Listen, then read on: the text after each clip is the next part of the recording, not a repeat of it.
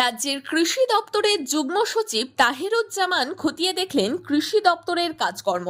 শনিবার বহরমপুর ও মুর্শিদাবাদ জিয়াগঞ্জ ব্লকের বিভিন্ন এলাকায় গিয়ে তিনি কাজকর্ম দেখেন। তার সঙ্গে ছিলেন মুর্শিদাবাদের উপকৃষি অধিকর্তা মোহনলাল কুমার সহ জেলা কৃষি দপ্তরের অন্যান্য আধিকারিকেরা। মুর্শিদাবাদ জিয়াগঞ্জ ব্লকে বীজ প্রক্রিয়াকরণ কেন্দ্রেও ঘুরে দেখেন তিনি। এছাড়াও চাষের যান্ত্রিকীকরণের কাজ, সোলার পাম্প সেটের সাহায্যে কৃষি জমিতে জল সেচের ব্যবস্থাও খতিয়ে দেখেন তাহিরুজ্জামান। বাংলা কৃষি সেচ যোজনার আওতায় থাকা বিন্দু সেচের সাহায্যে কিভাবে জল সেচের কাজ হচ্ছে তাও ঘুরে দেখেন তিনি। পরে এদিন বিকেলে বহরমপুরে জেলা কৃষি ভবনে কৃষি দপ্তরের কর্তাদের সঙ্গে একটি বৈঠকও করেন। তাছাড়া এদিন বহরমপুর ব্লকের বিভিন্ন এলাকায় গিয়ে পাট চাষ ও ধান চাষ কেমন হয়েছে তাও ঘুরে দেখেছেন ওই কর্তা।